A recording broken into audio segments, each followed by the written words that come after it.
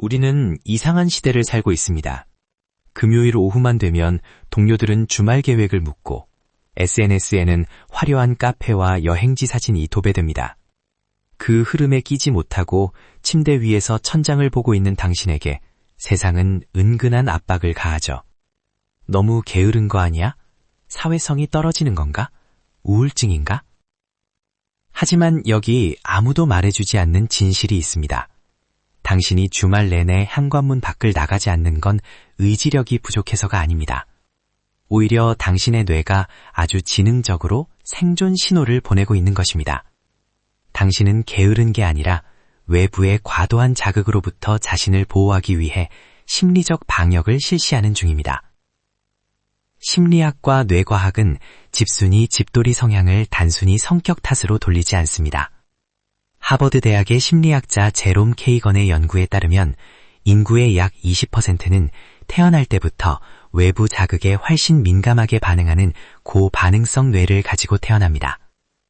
이들의 뇌, 특히 감정을 조절하는 편도체는 타인의 시선, 길거리의 소음, 심지어는 식당의 조명 하나까지도 아주 미세하게 필터링 없이 받아들입니다. 외향적인 사람들에게 밖에서의 활동이 도파민을 채우는 축제라면 당신에게 그것은 수만 개의 감각 데이터를 처리해야 하는 고강도 노동과 같습니다. 상상해보세요. 외향적인 사람의 뇌가 8GB의 램을 사용해 세상을 처리한다면 당신의 뇌는 128GB급의 고해상도로 세상을 읽어내고 있습니다. 당연히 배터리는 남들보다 빨리 소모될 수밖에 없습니다. 당신이 퇴근 후 혹은 주말에 집으로 숨어드는 이유는 과열된 뇌회로를 시키기 위한 시스템의 강제 종료와 같습니다. 우리가 밖에서 스트레스를 받는 결정적인 이유는 통제권의 상실에 있습니다. 길거리에서 마주치는 무례한 사람, 갑작스러운 소음, 원치 않는 대화는 우리가 조절할 수 없는 변수들입니다. 현대사회는 X세대가 겪었던 물리적 고립보다 더 무서운 정보와 관계의 과부하 상태에 놓여 있습니다. 이런 세상에서 집은 단순히 잠을 자는 공간이 아닙니다. 조명의 밝기, 음악의 크기, 내가 앉을 의자의 각도까지 모든 것을 내 의지대로 결정할 수 있는 유일한 심기적 요새입니다. 집순이들에게 집안에서의 시간은 아무것도 안 하는 시간이 아닙니다. 밖에서 타인에게 내주었던 삶의 통제권을 다시 나에게로 가져오는 가장 능동적인 복구 작업의 시간입니다. 현대사회의 집순이 집돌이들이 겪는 피로는 과거와는 차원이 다릅니다. 우리는 인류 역사상 가장 연결된 시대를 살고 있습니다.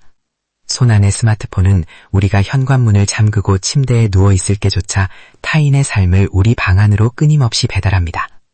인스타그램의 화려한 피드, 단톡방의 끊임없는 알림, 유튜브 알고리즘이 쏟아내는 정보들. 이 모든 것들은 우리 뇌의 주의력을 야금야금 갉아먹습니다. 심리학자들은 이를 디지털 과부하라고 부릅니다. 밖에서 사람을 만나는 것뿐만 아니라 온라인상에서 타인의 시선을 의식하고 정보를 처리하는 것 자체가 뇌에는 엄청난 에너지를 요구하는 작업입니다.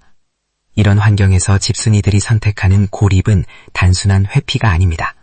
그것은 의도적으로 모든 스위치를 내리고 뇌를 비행기 모드로 전환하는 지능적인 선택입니다. 집에서 아무것도 안 하고 멍하니 있는 시간, 혹은 좋아하는 영화를 반복해서 보는 시간은 뇌가 정보를 처리하는 방식인 디폴트 모드 네트워크를 활성화합니다. 이때 우리 뇌는 비로소 낮 동안 쌓였던 감정의 쓰레기를 정리하고 뒤엉킨 생각들을 제자리에 배치하기 시작합니다. 즉, 당신이 집에서 보내는 무의미해 보이는 시간이 실제로는 당신의 정신적 건강을 유지하는 가장 유의미한 정화 과정인 셈입니다. 집순이와 집돌이를 향한 가장 큰 오해 중 하나는 사람을 싫어한다는 것입니다. 하지만 심리학적으로 보면 이들은 사람을 싫어하는 것이 아니라 의미 없는 에너지 소모를 극도로 경계하는 것입니다. 이들은 소위 스몰 토크라고 불리는 얕은 대화에서 큰 피로감을 느낍니다. 날씨 이야기, 어색한 안부 인사, 적당히 맞춰줘야 하는 리액션 등은 고반응성 뇌를 가진 이들에게는 가성비가 최악인 감정 노동입니다. 반면 자신이 정말 신뢰하는 소수의 사람과 깊은 주제로 대화할 때는 누구보다 열정적이고 에너지가 넘치기도 합니다. 이것을 경제학적으로 풀이하자면 선택과 집중입니다. 밖에서 10명의 지인을 만나 에너지를 10%씩 나눠 쓰는 대신 집에서 에너지를 100% 충전한 뒤 정말 소중한 한 명에게 그 에너지를 온전히 쏟는 방식을 선호하는 것이죠. 흥미롭게도 집순이들 중에는 뛰어난 관찰력을 가진 창작자나 기획자가 많습니다.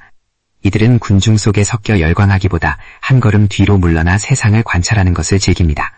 밖에서 직접 경험하는 것보다 집이라는 안전한 베이스 캠프에서 책이나 영화, 인터넷을 통해 세상을 분석하고 재구성할 때 더 큰 희열을 느낍니다. 이들에게 집은 좁은 감옥이 아닙니다. 오히려 외부의 방해 없이 자신의 상상력을 무한히 확장할 수 있는 우주와 같습니다. 남들이 밖에서 새로운 장소를 탐험할 때 이들은 방 안에서 자신의 내면을 탐험하고 세상의 본질을 꿰뚫어 봅니다. 이들이 집 안으로 숨어드는 진짜 이유는 세상이 너무 좁아서가 아니라 자신의 내면 세계가 밖의 세상보다 훨씬 더 넓고 흥미롭기 때문일지도 모릅니다. 우리가 현관문을 열고 들어와 살 것 같다 라고 내뱉는 안도의 한숨은 단순한 기분이 아닙니다. 생물학적으로 우리 몸 안에서 역동적인 변화가 일어나고 있다는 증거입니다. 밖에서 우리는 끊임없이 투쟁 도피 반응을 자극받습니다. 낯선 사람과의 어색한 조우, 상사의 눈치, 복잡한 교통체증은 우리 몸의 스트레스 호르몬인 코르티솔을 끊임없이 주입합니다. 하지만 익숙한 내 방, 내가 고른 이불, 내가 좋아하는 향기가 나는 공간에 들어서는 순간 뇌는 즉각적으로 신호를 보냅니다. 이제 안전해.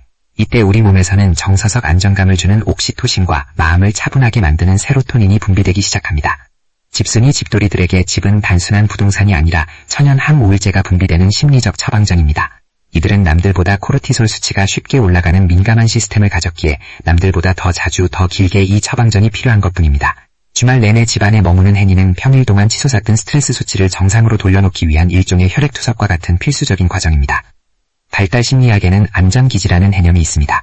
아이가 세상을 탐험하다가도 무서우면 엄마에게 돌아와 에너지를 얻듯 성인에게는 집이 그 역할을 합니다. 집순이들은 이 안전기지의 의존도가 높습니다. 흥미로운 점은 이 안전기지가 튼튼할수록 밖에서의 성취도가 높아질 수 있다는 사실입니다. 집에서 완벽하게 충전된 집순이들은 일단 밖으로 나갔을 때 누구보다 고도의 집중력을 발휘해 효율적으로 업무를 처리합니다. 에너지가 한정되어 있다는 것을 스스로 너무 잘 알기에 낭비 없이 핵심에만 에너지를 쏟아붓는 법을 본능적으로 익혔기 때문입니다.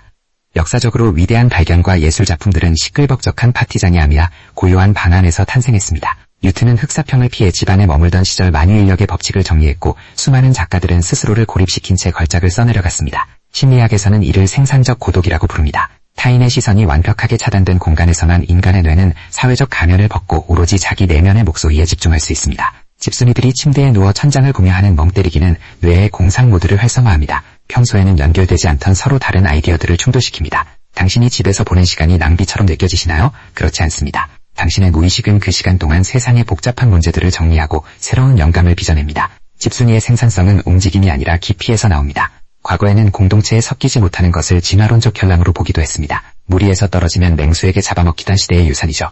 하지만 현대사회의 맹수는 사자가 아니라 번아웃과 정신적 소진입니다. 이런 맥락에서 볼 때 자발적으로 집을 선택하는 집순이 집돌이들은 현대사회의 가장 진화된 생존 전략을 구사하고 있는 것일지도 모릅니다. 이들은 군중 심리에 휩쓸리지 않고 자신의 에너지 전량을 정확히 파악하며 스스로를 치유할 줄 아는 능력을 갖췄습니다. 나를 알라는 소크라테스의 조언을 가장 잘 실천하고 있는 셈입니다.